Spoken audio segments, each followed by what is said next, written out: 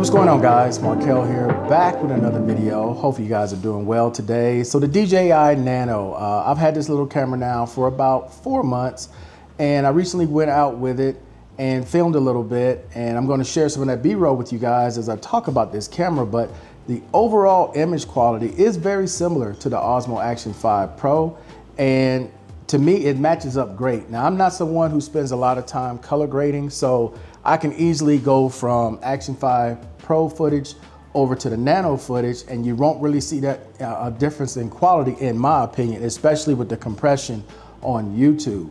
But I will say, after having this camera for 4 months, there are some little drawbacks to this, and I'm still gonna do a comparison video between this camera and my DJI Osmo Action 2 that I still use.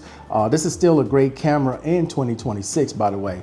But it's just little things, not the camera itself or the quality of the camera, but it's the way that this thing actually works. Like, for example, you know, just pulling it apart and putting it back on, you got to make sure it snaps back into place, where with the old one, you could take it off and then it would just drop right back in, no problem.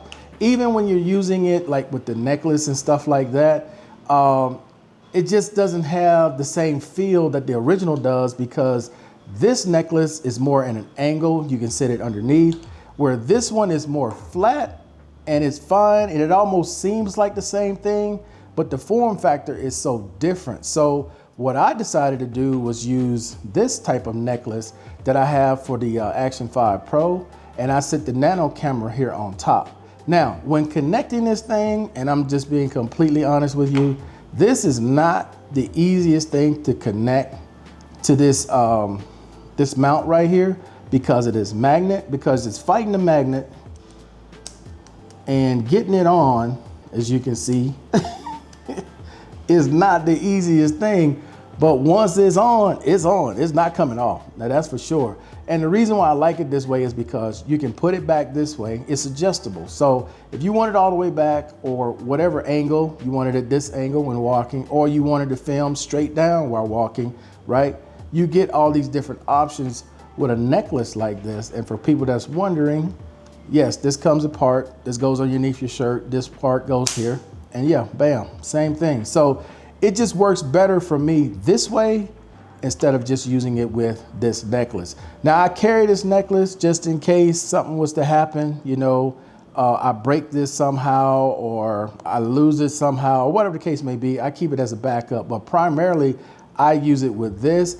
Now, this is much more bulky, much more noticeable, but I'm not in areas anyway where I'm trying to hide a camera, right? Normally with places where I go where I'm filming, you know, people expect to be filmed because they're normally like tourist areas or open areas. So there's no expectation of privacy there. But this is how I prefer to use it if I'm going to film POV style.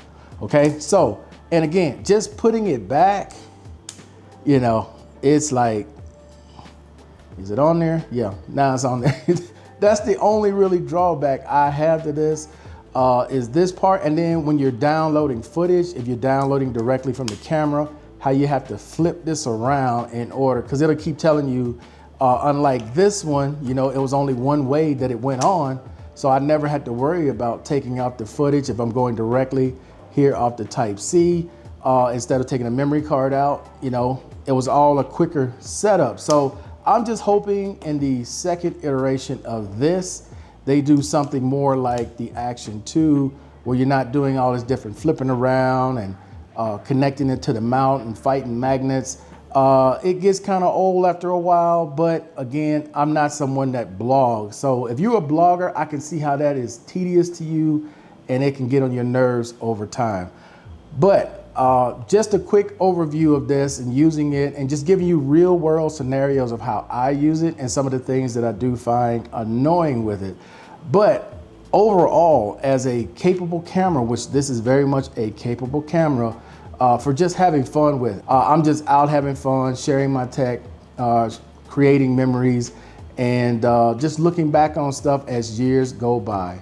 But with that being said, guys, hey, I appreciate everybody watching as always. And until the next time, guys, I am out of here.